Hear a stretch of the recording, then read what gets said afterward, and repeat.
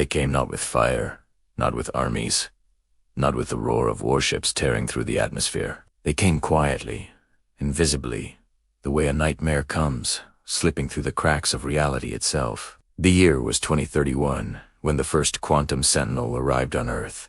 Undetected, unfelt, unseen. It didn't land. It materialized. One moment the sky was empty. The next, something was watching. The Valthari had been traveling the stars for 11,000 years before humanity learned to read. They were patient, methodical, cold in the way that only ancient things can be cold. They had enslaved 43 civilizations before they found us, each one falling without a single battle being fought, not because the Valthari were cowards, but because war was inefficient. War destroyed resources they wanted to keep. The Quantum Sentinels were their masterpiece. Technology so far beyond human comprehension it might as well have been magic. Devices smaller than a neuron, capable of entangling with biological neurotissue at the quantum level. Enslaved they didn't control. They suggested. They nudged. They reshaped thought patterns over years and decades. An entire civilization could be enslaved without ever knowing it had happened. That was the beauty of it. That was the horror of it. The Valthari called it the soft conquest. A civilization that didn't know it was conquered never fought back. By 2041, the Sentinels had begun their slow work on Earth's most influential minds. Politicians found themselves inexplicably favoring policies that reduced human cooperation. Scientists felt sudden, irrational reluctance to pursue certain lines of research. Specifically, anything that might detect the Sentinels. Military leaders grew strangely passive. Philosophers began writing works that subtly undermined humanity's belief in its own potential. It was slow. It was precise. It was nearly perfect. Nearly. The Valthari had made one assumption in all their thousands of years of conquest that had never been wrong before. They assumed that the dominant intelligence of a species was also its most representative intelligence. On every other world they had visited, these was true the powerful ruled. The powerful were the gatekeepers of thought. On Earth, something different was happening in a basement laboratory in Krakow, Poland. Her name was Dr. Marta Kaloshi. She was 31 years old, underfunded, overlooked, and absolutely brilliant. She was studying quantum decoherence in biological systems, how quantum effects might persist in warm, wet neural tissue. She wasn't looking for alien technology. She wasn't even looking for anomalies. She was just doing her work. But her work led her somewhere no Valthari strategist had calculated for. In 2043, running a routine scan of her own neural tissue as a baseline measurement, she found something tiny, something structured, something that had no business being there. She stared at the readings for 6 hours before she let herself believe what she was seeing. Then she called her colleague, Dr. Yusuf Adebayo, a Nigerian quantum physicist visiting from Lagos University. "Yusuf," she said, her voice completely flat because she was using all her emotional energy to not scream. "Come look at this." He came. He looked. He sat down very slowly in the chair beside her. "Is that?" He started. "Yes," she said. "And it's in your..." "Yes." "How long?" "Scans suggest at least 4 years. Maybe longer." They sat in silence for a very long time. Then Marta said the words that would change the history of the human race. "We need to understand exactly what it's doing before we let anyone know it exists." That was the moment humanity began to fight back. Not with weapons, with science. Not with anger, with patience.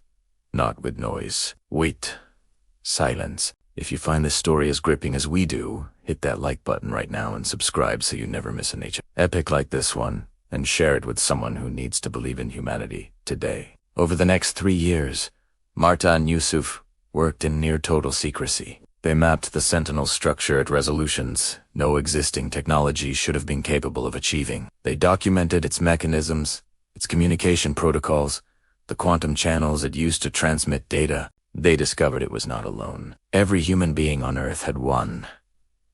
Billions of them, all networked together. The network didn't run on radio waves or electromagnetic signals. It ran on quantum entanglement. Every sentinel on Earth was entangled with a central hub somewhere beyond the solar system. The Valthari were not just watching. They were receiving a constant stream of the collective human unconscious.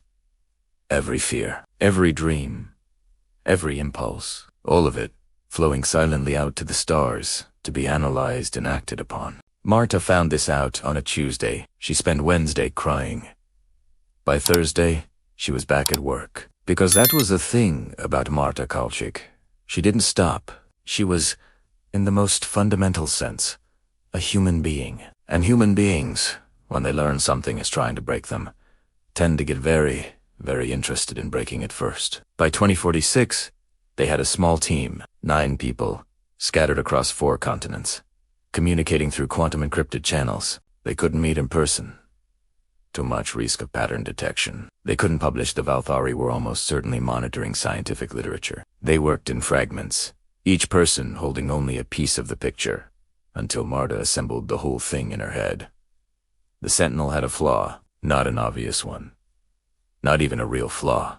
Exactly. More of an assumption baked into its design. It assumed that the neural tissue it was embedded in would remain chemically and electrically stable within certain parameters. It was built for a stable brain. A brain operating within normal cognitive parameters. What it was not built for, what no Valthari scientist had ever thought to account for, was a brain under extreme neuroplastic stress. Marta had spent 4 years deliberately pushing the limits of her own neuroplasticity. New languages, new instruments, new mathematical frameworks, extreme learning, constantly restructuring her neural architecture. And she had noticed something. During periods of intense restructuring, the Sentinel's output signal became unstable. Briefly, slightly, but measurably. She had spent another year trying to understand why. The answer, when it came, was almost funny. The Sentinel was calibrated for the brain it was originally installed in. It adapted slowly over time, but not fast enough. If you changed your brain faster than the Sentinel could recalibrate, it lost its grip. Not completely. Not permanently. But it slipped, and in that slip, Marta could read its code, like catching a message in the moment between encrypt and send. She shared this with the team on a cold January morning in 2047. The response came back from Dr. Amara Osei in Accra.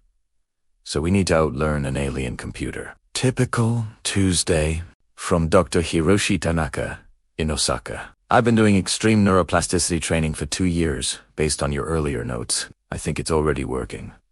From Dr. Elena Vasquez in Buenos Aires. My Sentinel's signal has shown 3 microinstability events in the last month. I wasn't sure if it was meaningful. Now I think it is. One by one, the team confirmed it. The harder they pushed their minds, the more the Sentinel struggled. And in those moments of struggle, data leaked. Beautiful, readable, alien data. By 2049, they had cracked the Sentinel's base communication protocol. It was, Yusuf said with quiet wonder, extraordinarily elegant. Whoever built it was a genius by any standard. Too bad we're going to break it, Marta replied. Understanding the protocol meant understanding the network. Understanding the network meant understanding the hub. The central relay was located.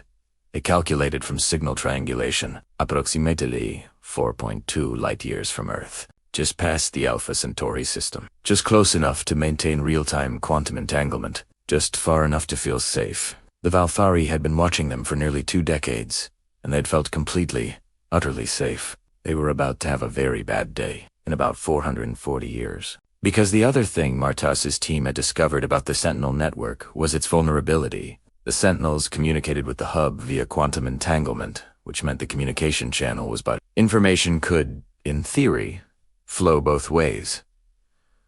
From Sentinel to hub, yes, but also from hub to Sentinel. And if you could feed false data into the hub side of the channel, the Sentinels would receive it and act on it. The question was how to reach the hub, how to send something for light years, and have it arrive in meaningful time. The answer required a technology that humanity did not yet possess. So they built it. Not quickly, not easily, not openly, but with the relentless, grinding, beautiful stubbornness that defines our species. Please take a second right now to like this video and subscribe to the channel. It helps us keep making stories that celebrate what humanity is truly capable of. Share this with a fellow HFY fan. The project was cold, with the sort of dry humor that becomes standard after years of secret world-saving work. Project Slowball. Because the solution was not elegant. It was not fast. It was not the kind of thing that makes for exciting action sequences. The solution was to build a quantum transmitter, launch it toward Alpha Centauri, and wait. Build it, launch it, and wait 400 years for it to get close enough to the hub to interface with it. Marta was 37 when they finalized the design. She was 41. When they launched the first prototype, she was 56 when she died of a heart condition, having spent the last years of her life writing the most detailed technical documentation in human history, because she knew she wouldn't see the end of this. None of the original team would. They were planting a tree whose shade they would never sit under, and they did it anyway. Because they were human. The baton passed. The knowledge passed. Encoded, hidden, carried forward in a chain of scientists and engineers who each understood only pieces. The Sentinel network kept doing its subtle work. Human society was slowly, imperceptibly, being shaped toward passivity, division, and dependency. But it was working less efficiently than the Valtheri expected. Somehow, from their perspective, humanity was not converging toward the docility that had been the faith of 43 other species. Something was different. Something was resisting.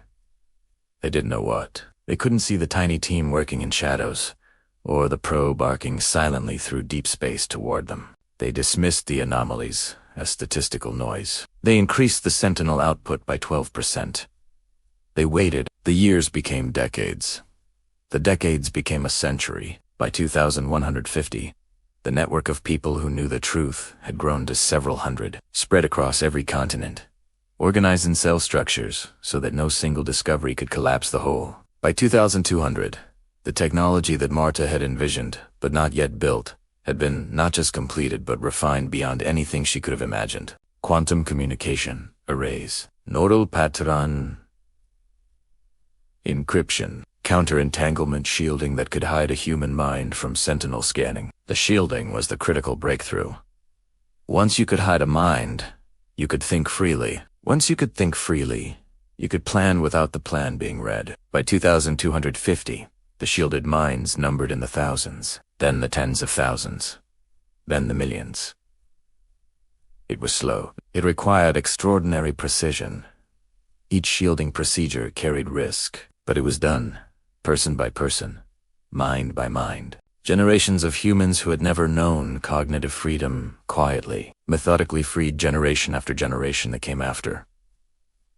Valtheri noticed nothing. Their models said humanity was on track. A few more centuries, and the soft conquest would be complete. They scheduled a survey mission for 2531, at which point they expected to find a species ready to be formally integrated into their labor network. They were looking forward to it, in their cold, ancient, efficient way. They had no concept of what was waiting for them. In 2289, a child was born in a small city on the coast of what had once been called Brazil. Her name was Ira Nascimento. Her parents were both shielded. She was the 7th generation of her family to carry the secret. She grew up knowing two worlds simultaneously, the surface world where everyone went about their lives with those invisible passengers in their neurons, and the underground world where free minds worked toward a goal for centuries old. Ayara was, by any measure, extraordinary, not because of superhuman ability or chosen one destiny, but because she was the one who finally solved the second half of the problem. The probe would arrive at the hub in approximately 2521. That part was settled. The question was what it would do when it got there. The original plan had been to use it as a transmitter, send a signal that would corrupt the Sentinels' base instructions, reduce their influence to zero. But Marta's team, working in 2047, had imagined a tool that would set humanity free. Ira, working in 2290, imagined something more. Why just free humanity, she asked, when you could also understand what had happened to the other. If the hub contained the Valtaris' complete records of all conquered civilizations, and if you could access those records, you could find out if any of them were still recoverable. You could find out what had been done to them. You could potentially send counter-signals to their sentinels as well. It was breathtakingly ambitious. It added enormous complexity to to the probe's mission profile. It would require a quantum computing system of unprecedented sophistication. Era spent 40 years building it. She died at 92, with the plans complete and the construction underway. "Tell them," she said to her daughter in her final hours, "that I expect a full report." Her daughter laughed, because that was how the families of this secret kept themselves sane. They laughed. They kept building. They kept passing it on. If this story is giving you chills, let us know with a like and subscribe for more HFY epics that remind you what it means to be human. Share this video and help us grow the community. By 2400, the surface of human civilization looked, to any outside observer, like a species well on its way to docility. The Sentinel influence had done its work on the unshielded majority. Political systems had simplified. Educational priorities had narrowed. The collective cultural ambition of the species had quieted. But beneath that surface, hidden in plain sight, a civilization within a civilization had been growing for 3.5 centuries. Hundreds of millions of shielded minds, an entire parallel economy, infrastructure, knowledge base, all maintained in secrecy. The underground civilization was, BD's point, more technologically advanced than the surface civilization. They had quantum computers that would have baffled any scientist from the 21st century. They had medical technology that gave routinely extended, healthy lives. They had philosophy, art, literature, an entire culture that had developed in the space between the bars of the Valthari's invisible cage. And they had patience. God, they had patience. The kind of patience that gets passed down as a genetic trait after enough generations. The probe was still traveling. It would not arrive for another 120 years. The free minds turned their attention to preparing for the aftermath. Because when the probe did its work, when the Sentinels went dark, all at once, across the entire planet, the adjustment would be difficult. Billions of people who had never had true cognitive autonomy would suddenly have it. The Sentinel influence was subtle, but it had been constant. Remove it, and the psychological landscape of human civilization would change overnight. The free minds had 3 generations to prepare. They spent them well. Therapists, educators, infrastructure designers, crises counselors, all trained, all shielded, all ready to help a species through the most profound adjustment in its history. They call this preparation work the catch.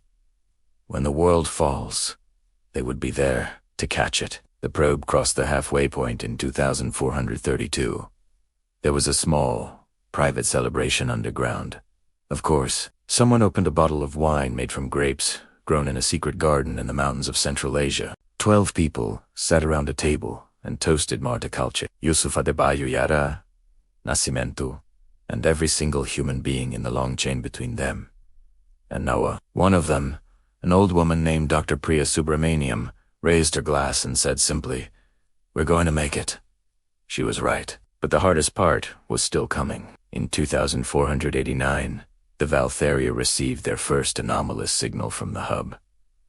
It was minor, a fluctuation in the quantum feed from Earth, lasting approximately 0.3 seconds. Their engineers examined it, debated it, filed it under unexplained variants, and moved on. In 2501, there were 7 such fluctuations. In 2511, there were 40. By 2515, the Valthari began to experience what they would later describe. To the extent that their species experienced anything like alarmist concern, something was happening to the hub. The feed from Earth was becoming unstable. The Sentinel network, which had operated flawlessly for 480 years, was beginning to show errors. They dispatched a diagnostic probe. It would take 4 years to arrive, at best. They had no idea that the human probe had already been in position for 3 years, quietly learning the hub's systems with patient precision. It had been mapping, reading, understanding. And in the final approach, Iora's quantum computer had done something that no one, not Marta, not Yusuf, not any of the hundreds of scientists in the chain had thought possible. It had found the Valthera language in the hub's memory banks and translated it. Not perfectly. Not completely. But enough. Enough to read the records of the 43 conquered civilizations. Enough to understand the scale of what had been done. Inog, to find, buried, in Centuriod. Data, Signals still being sent by Sentinel networks on worlds where species still lived, changed, quieted, dimmed, but alive. The probe's AI spent 6 weeks reading, processing, understanding.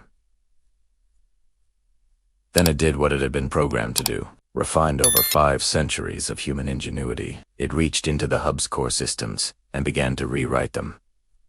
Not to destroy. That was never the plan. That was never who humanity was, even at its most violated. The probe rewrote the hub's instructions.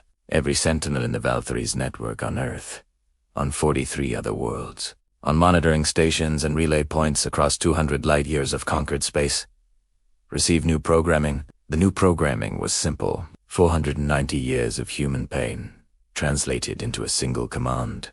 Stop. Release. Go. Dark. Forever.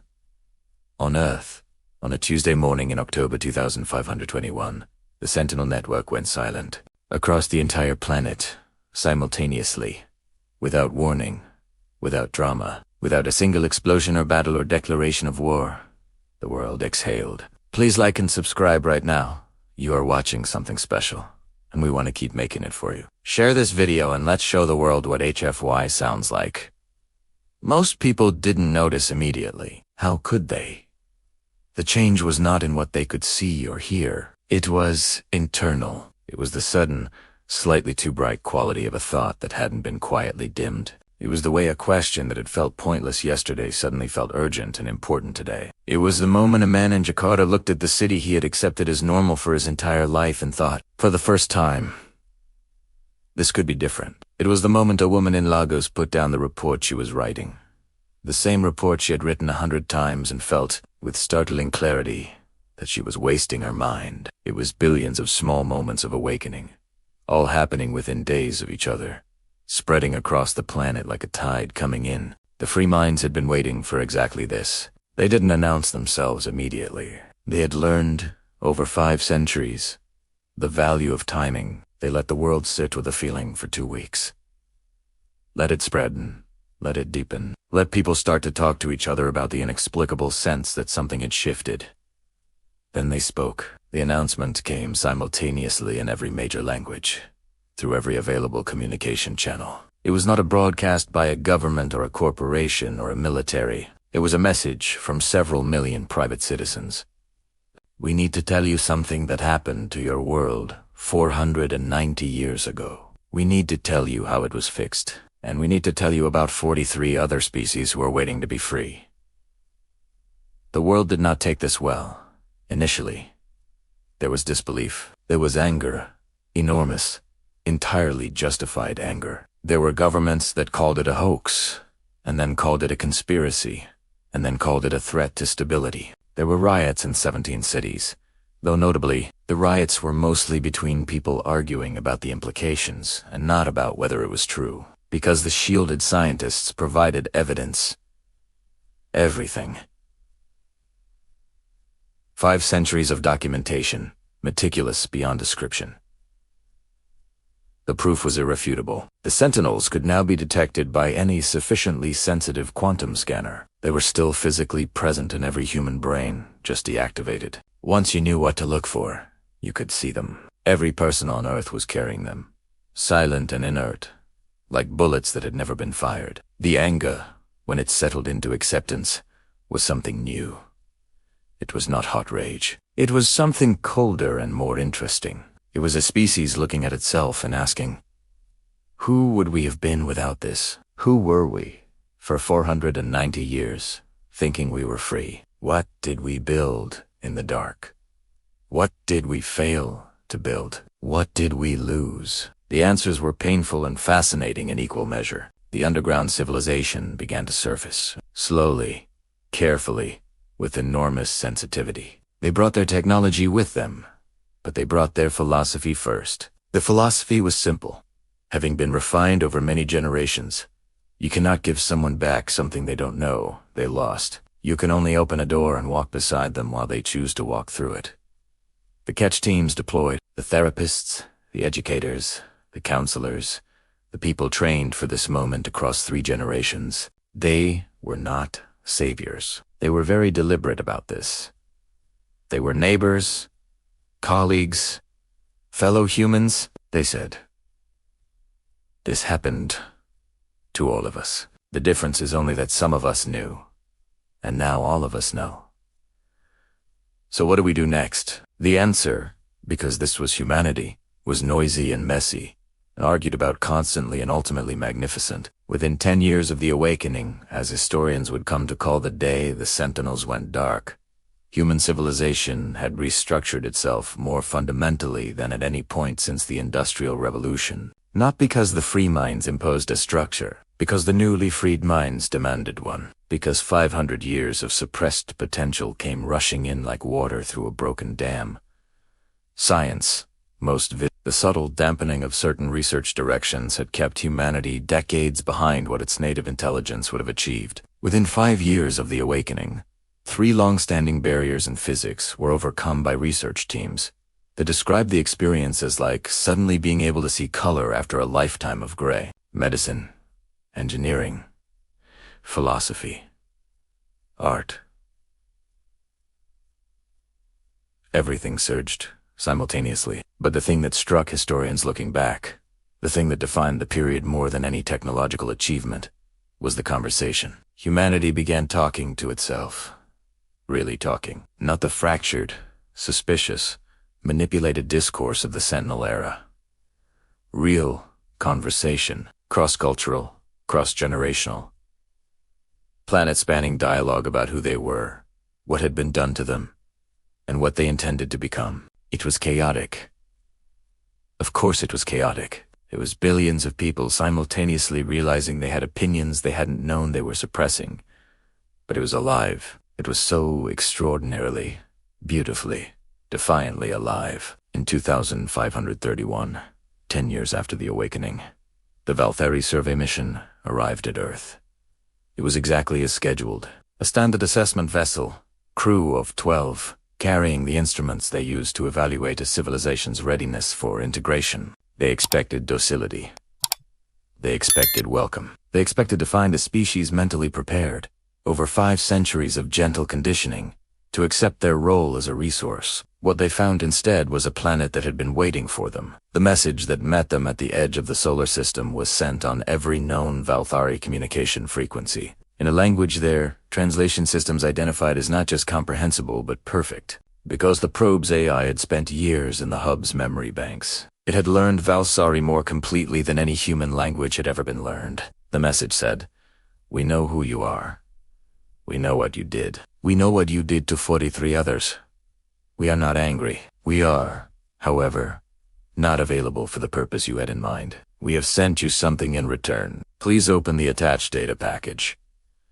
The attached data package contained the complete technical documentation for the quantum probe. Every equation, every blueprint, every line of code, every principle and innovation developed across 5 centuries of secret human science.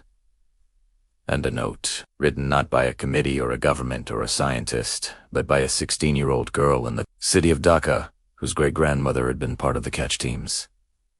Tenosai. We could have used this to destroy your hub. We chose not to. We could have sent nothing. We chose not to. Whatever you thought we were, we'd like you to reconsider. We think there might be a better way to be neighbors. We're willing to talk if you are. The Valthari survey vessel sat at the edge of the solar system for 9 days. This was, their own records would later show, an unprecedented period of deliberation for a species that had operated on fixed protocols. For 11,000 years, then, they responded. 3 words. In halting, machine-translated English, because they hadn't yet learned to speak to humans on human terms. We are listening. Subscribe to this channel right now because the story doesn't end here. We have dozens more HFY epics just like this one waiting for you. Hit like if this gave you chills. Share it with someone who needs this today. The negotiations lasted 11 years. They were not easy. They were not comfortable. They were, on the Valthari side, fundamentally difficult in ways that an 11,000-year-old civilization found deeply alien, because the Valthari had never done this before. They had never been forced to treat another species as an equal. They had no protocol for it, no language for it, no conceptual framework for it. They kept trying to revert to their standard approaches: offer, condition, control. The human negotiators, trained by generations of people who understood manipulation at the cellular level, caught every attempt and named it out loud, calmly, without accusation. You're trying to control the framing again. We noticed. Here's what we'd prefer. The Valthari found this maddening, then fascinating. Then, slowly, something resembling instructive. Here was a species that had every reason to hate them, that had been violated in the most fundamental way possible for nearly 5 centuries, that had fought back, not with weapons, but with curiosity, patience, and an almost incomprehensible willingness to understand. And they were not trying to destroy.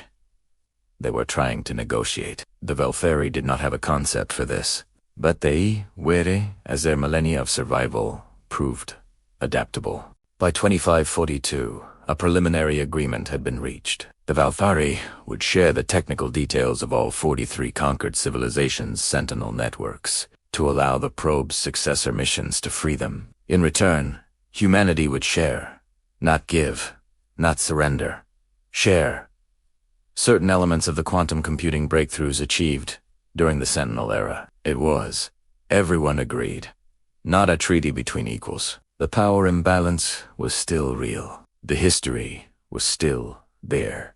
But it was a beginning. A genuine, fragile, unprecedented beginning. The 43 liberation missions launched over the following decades. Each one was different. Each species had been under Sentinel influence for different periods, through different mechanisms, with different resulting cultural changes. Some species were easy to reach. Some were harder. 2 were so deeply changed that the question of whether they wanted liberation was genuinely uncertain for generations. The humans who worked these missions did not presume.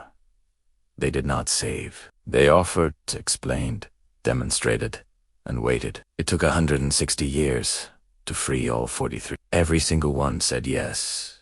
The last liberation happened in 2701, a species of slow-metabolizing crystalline beings on a world orbiting a dim red star who had been under Sentinel control for 7,000 years. The human envoy who delivered the counter-signal was the great-granddaughter of a woman who had been in the first catch team deployed in Lagos in 2521. Her name was Amara Asa. She was named after Dr. Amara Use, who had sat in a secret network in 2047 and said, upon learning that humanity needed to outlearn an alien computer. Typical Tuesday, when the Sentinels on that red star world went dark, and the crystalline beings began their slow, centuries-long awakening. Amara sat on the surface of their world in a pressure suit and watched the light change. The beings communicated through vibration in the crystal matrix of the planet's crust. They had no word for what had happened to them, but they had, apparently, something that translated as a question. How long did you know about us? Amara vibrated back. Not long. About ourselves. Almost 500 years. How did you survive the waiting? Amara thought about Marta dying in a hospital in Krakow.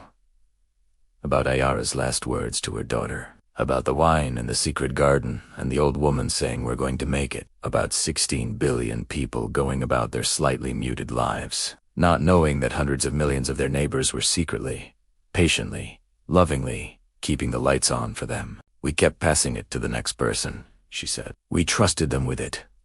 They trusted the next person. That's all. That's the whole secret. There is no other secret. The crystal world hummed. Amara sat on the surface and watched the light of a dim red star fall across a landscape of living crystalline thought. This is what 500 years of human stubbornness looks like. When it's done, not the battle, not a monument, not a moment of triumph, just this. A woman sitting on an alien world, in a pressure suit, explaining to a newly freed species how human beings refuse to stop trusting each other. The Valthari, in the centuries following the agreement, changed. Not quickly. Not comfortably. Not without internal conflict that shook their civilization in ways that even their 11,000 years of stability had not prepared them for. But they changed. The encounter with humanity had introduced something into their vast, ancient, cold civilization that had never been there before. A question. Not, how do we conquer? Not, how do we maintain efficiency? But but a question they had no name for, that they kept approaching from different angles, that occupied their philosophers and their engineers and their diplomats. For centuries, what are we, if not what we have always done? Humanity, characteristically, had several suggested answers, and the conversation between the two species, which had begun with 3 words and 9 days of silence, continued. It continued through the centuries, through misunderstandings and breakthroughs and setbacks and unexpected moments of genuine warmth across the vast cold space between very different kinds of minds. It continued through the liberation of 43 worlds and the slow reconstruction of civilizations that have been sleeping for generations, and the painful, beautiful, chaotic work of building something new in the space where an empire had stood. It continued because human beings, despite everything, despite 5 centuries of subtle suppression, despite the manipulation of their most basic cognitive processes, despite all of it, were still irrevocably the kind of creature that, when given a choice between ending a conversation and continuing it, continued it, always, stubbornly, hopefully, completely without any particular justification beyond the simple belief that the next thing said might be the thing that changes everything. This is, perhaps, what the Valthari had miscalculated most fundamentally. They had installed devices designed to suppress human potential. They had mapped human cognition and found what they believed were the control points, the levers of ambition, cooperation, hope. What they had not found, because it was not in any brain scan or any data stream or any quantum signal, was the thing that had saved humanity. The thing that had sent Marta back to her lab on Thursday after spending Wednesday crying. The thing that had made Yara say, with her last breath, "Tell them I expect a full report." The thing that had kept hundreds of millions of free minds across 5 centuries, passing their impossible mission to the next set of hands, with complete confidence that those hands would hold it. It wasn't intelligence. The Valthari were intelligent. It wasn't technology. They had far surpassed any technology humanity possessed for most of the period. It wasn't even stubbornness, though God knows that was part of it.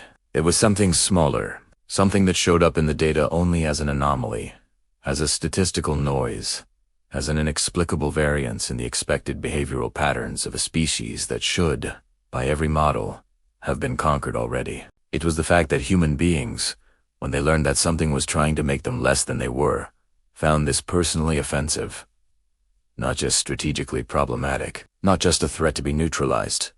Personally, individually, cosmically offensive. How dare you, was the basic message that every generation had passed to the next. How dare you reach into the thing that I am and try to make it smaller?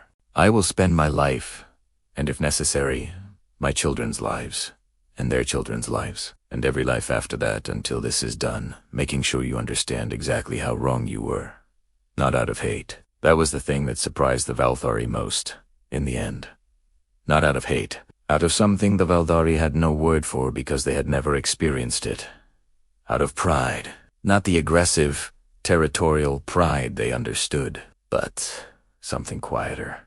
The pride of a species that had looked at itself, seen what it actually was when no one was dampening it, and decided, yes, this is worth defending. This, whatever this is, with all its chaos and noise and contradiction and beauty and failure and hope, this is worth 490 years of quiet, patient, completely undramatic resistance. This is worth every generation that never got to see the end. This is worth getting back to work on Thursday. If you watched this entire story, thank you from the bottom of our hearts. This is what HFY is about. Not just humans winning, but humans being worth something. Please like this video, subscribe to the channel, and share it everywhere. The next story is already waiting for you. In 2743, a young Valthari scholar visited Earth for the first time. She was young by Valsari's standards, meaning she was approximately 400 years old. She had spent most of those 400 years studying the period the Valthari now called the Great Miscalculation. She walked through the Museum of Sentinel history in what had once been called Warsaw, a city rebuilt and named the capital of memory by popular vote in 2528. She saw Marta Kolchik's original lab equipment, preserved under quantum glass. She saw the documentation of every person in the 5-century chain. their names and faces, and the tiny pieces of the mission they had carried. She saw the probe itself, or rather, a perfect replica. Since the original was still in position near the hub, its mission ongoing, she stood in front of the central exhibit for a long time. The exhibit that every human child visited and that many adults returned to again and again. It was not a trophy or a victory monument.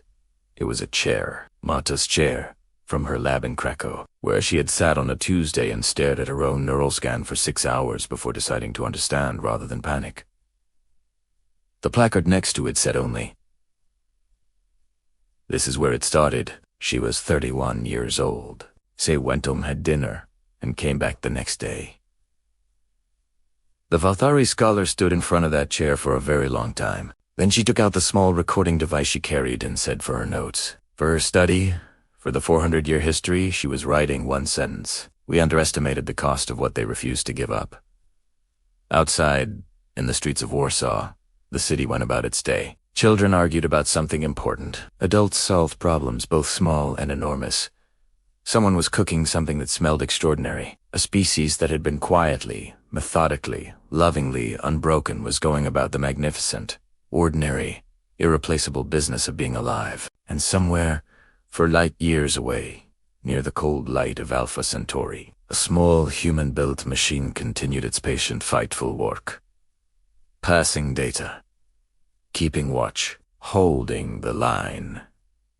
As human-built things had always done, would always do, for as long as there were humans to build them, as long as there were people who looked at the impossible and thought, Thursday. I'll be back on Thursday. This has been the story of the 490 years. This has been the story of what happened when an ancient empire tried to quietly take everything that mattered from the strangest, loudest, most stubborn species in the known galaxy. This has been, in the end, the story of why you do not try to silence something that has decided its voice is worth keeping. If this story moved you, if it reminded you of something true about what people are capable of, please like this video right now. Subscribe to this channel so you never miss an HFY epic.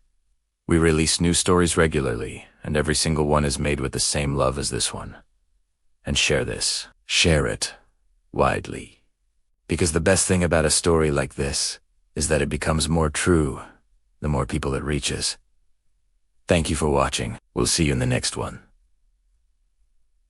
The Valthari scholar's name was Varetso, and she had come to Earth with a question she could not answer alone. She had read every document, every translated record, every piece of evidence the humans had preserved across 5 centuries of secret resistance. She understood the facts. She had mapped the timeline, traced the chain of custody, calculated the probabilities. What she could not understand, what no Valthari had ever been able to understand, was the why, not why they resisted.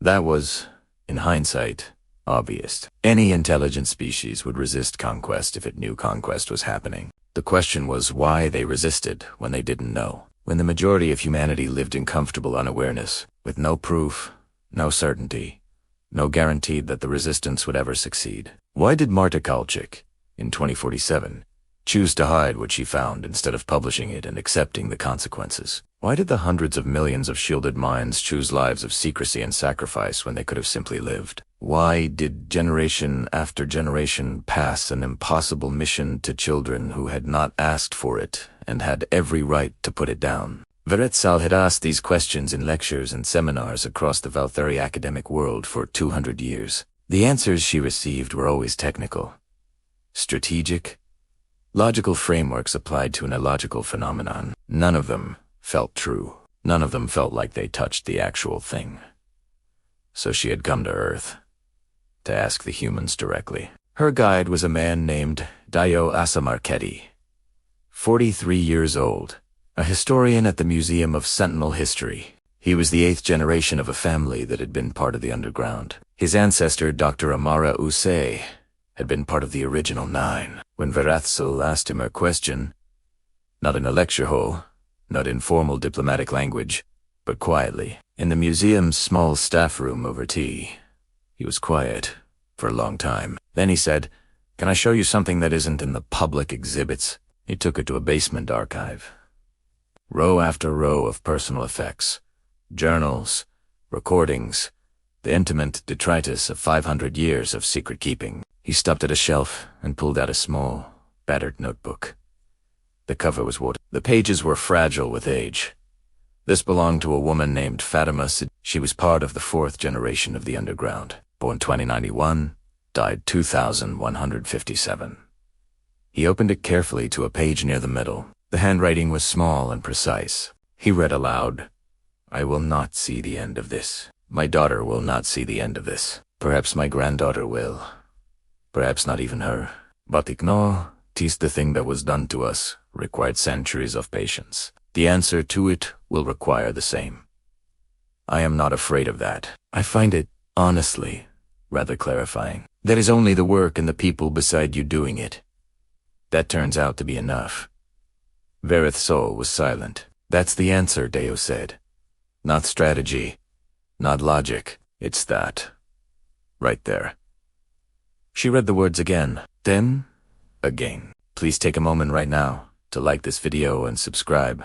We're building something special here, and your support is what makes it possible. Share this with someone who needs to hear it today. "We don't have that," Verith's soul said finally. "Not with sadness, with the precision of someone making an accurate scientific observation." "I know," Deo said. "We have patience. We have long-term planning. We have the capacity to defer gratification across centuries. But this is different. Yes, this is choosing to carry something that may never resolve in your lifetime. Not out of duty. Not out of programming. Out of care," Deo said. "We do it because we care about the people who come after us. People we will never meet. We consider them real. We consider their lives worth protecting, even though we'll never know their names." Verith's soul processed this for a long time. She was realizing, the thing that every Valkyrie analysis had missed. Not just in their assessment of humanity, in their assessment of all 43 civilizations they had conquered. They had looked for tactical intelligence, for strategic capacity, for technological potential. They had never looked for this, because they had never possessed it themselves. Care for strangers across time. The profound, irrational, species-defining human habit of treating the future as a person worth protecting. "If you had known we were coming," Verith's soul said carefully, "before the Sentinels were deployed. If you had known what we intended to do, what would you have done?" Dayo smiled. It was a warm smile, but there was something in it that Verith's soul had learned, in her years of studying humans, to read correctly. It was the smile of a species that had thought about this very carefully. "Probably the same thing," he said, but lower. In 2756, 15 years after Verisol's visit to Earth, she published her research. It was the most read document in Valkyrie academic history. It was also the most argued about, the most cited, and the most uncomfortable. Its title, translated into English, was "What We Did Not Know, We Did Not Have." Its central argument was not about humanity's cleverness, or technology, or resistance strategy. It was about the Valkyrie themselves. What 5 centuries of encountering a species that loved its future children had revealed about a species that did not? It asked, what did the Valkyrie lose in 11,000 years of efficient, cold, frictionless conquest that they didn't know they were losing? The question tore through Valkyrie society like a fault-line awakening. Some found it offensive.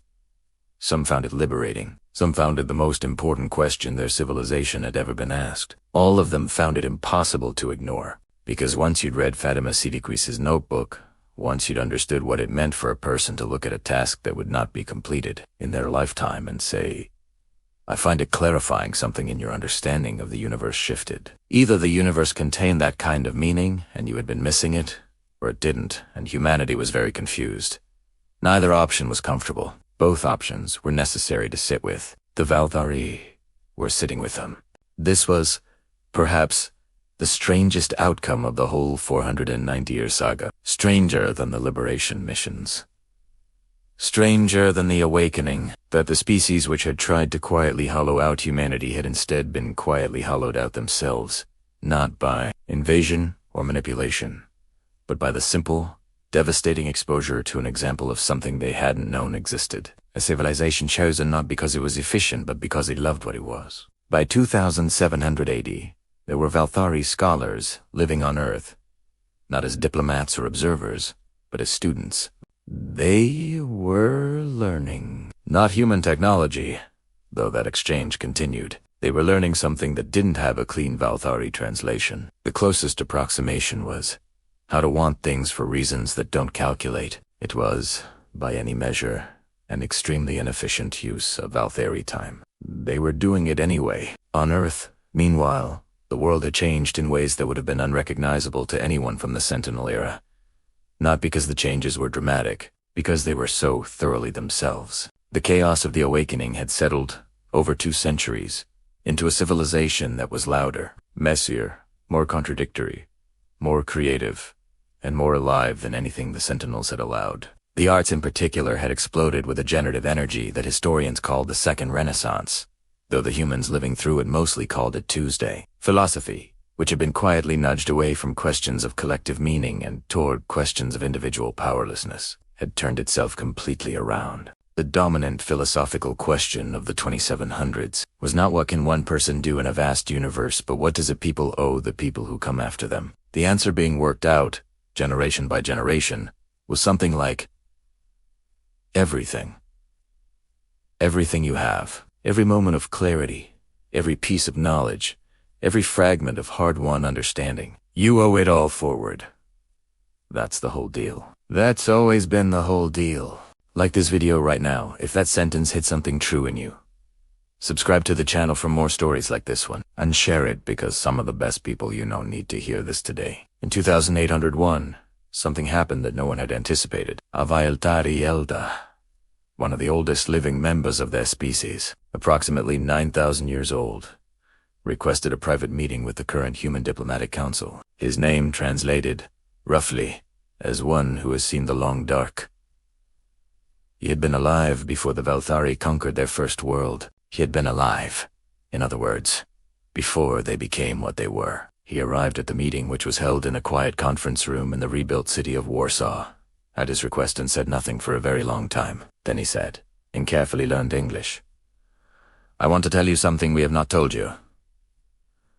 The room was very still. When we began our conquests, 11,000 years ago, we were not as we are now. We were, he paused, searching for the right word, more like you, no seer and less certain. More human, said the council chair, a woman named Dr. Josephine Ademi Walsh. That word is not correct for what we were, but the direction of it is correct. He was quiet again. There was a species, he said, that we encountered in our 3rd millennium. Before we developed the Sentinels, before we had a method of soft conquest, we tried to take their world by force. What happened? They stopped us. Not with technology, with something we did not understand at the time. What was it? They refused to believe that we were what we appeared to be. They believed. With no evidence, against all logic, that something in us was capable of something different. The room was absolutely silent. They were wrong, he said. We destroyed them. We were efficient about it. We moved on. He stopped. I have thought about them for 9,000 years, he said. I did not know I was thinking about them. I thought I had processed the event and moved past it. I had not, Dr. Ademi Walsh said, very gently. What were they called? There is no remaining record of their name. We were thorough. The silence that followed lasted a long time. I think, the elder said finally, that you should know this. I think it is relevant to what we are trying to build now. I think it is relevant to the question of what we cost the universe by being what we were. Why tell us? He considered this carefully. Because you are the first species we have encountered since them that looked at us and believed we were capable of something different. And this time, he stopped again. This time, Dr. Ademi Walsh said quietly, you're trying not to prove us wrong.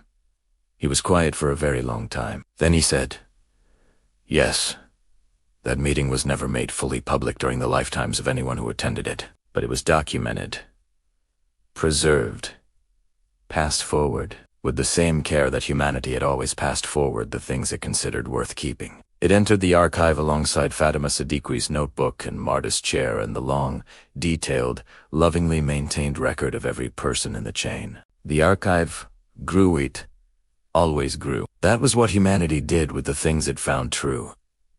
It kept them, it passed them on. It trusted that somewhere down the line, in a time it couldn't imagine, someone would need exactly this. In 2850, a child was born on the first permanently inhabited human settlement outside the solar system. The settlement was on a moon orbiting a gas giant in the Tau Ceti system, 12 light years from Earth. Her parents were both scientists. Her grandmother had been part of the catch teams. Her great-great-grandmother had been one of the engineers who built the probe's quantum computing core. She grew up with Earth's history in her bones, the way all children of the diaspora grew up with history, as something both distant and utterly present, something that explained who you were even when you couldn't see it directly. Her name was Marta. Her parents had not consciously chosen the name in honor of anyone. They just liked it. Her teachers, when they found out, laughed for a long time. She was 7 years old when she first asked a question that would define her career. She asked it simply, the way children ask the questions that break the universe open. If the Valthari changed because of us, and we changed because of them, what are we both changing into? Her teacher had no answer. Her teacher wrote the question down and sent it to 3 colleagues, who sent it to 6 more, who published it, with the 7-year-old's permission, in the most read philosophical journal of the age. The question generated responses from 42 worlds, including, eventually, from Verethsol, who was by then 900 years old and still publishing. Her response was the shortest. It said, "That is the first question any species has ever asked us, that we do not have the machinery to answer alone. We look forward to finding out together. Subscribe to this channel right now. We are just getting started with stories like this one, and we never want you to miss a single one. Like this video, share it everywhere, and let's keep building this community together." The child Marta grew up to be, among other things, the founder of the first joint Valthar Human Research Institution. It was created at her insistence. The Institute for Questions We Can't Answer Alone. It was not efficient. It was frequently chaotic. The two species had profoundly different working styles, communication methods, and concepts of time that made simple meetings take extraordinary amounts of coordination. It was, by every measure, the most productive scientific institution in the known galaxy. Because the questions that can't be answered alone are always the ones worth answering. And because something about the combination, the ancient cold patience of the Valthari and the warm, noisy, death-defying stubbornness of the humans, produced a kind of thinking that neither could produce separately. This was, perhaps, the final thing the Sentinels had accidentally set in motion. In trying to make humanity quieter, they had created the conditions for the loudest conversation the universe had yet hosted. In trying to take the future from humanity, they had ensured that humanity became more passionately devoted to the future than any species it had yet encountered. In trying to make humans less, the Valthari had built the circumstances under which humans became not more powerful, not more dangerous, but more entirely themselves, which turned out to be more than enough. Which turned out to be, in the long run, the only thing that ever really mattered. Somewhere in the archive in Warsaw, Fatima Siddiqui's notebook sat in its case. I find it clarifying. The lights in the museum never went out. Someone had seen to that, generation by generation, for 300 years. Someone always would. That's the whole deal. That's always been the whole deal.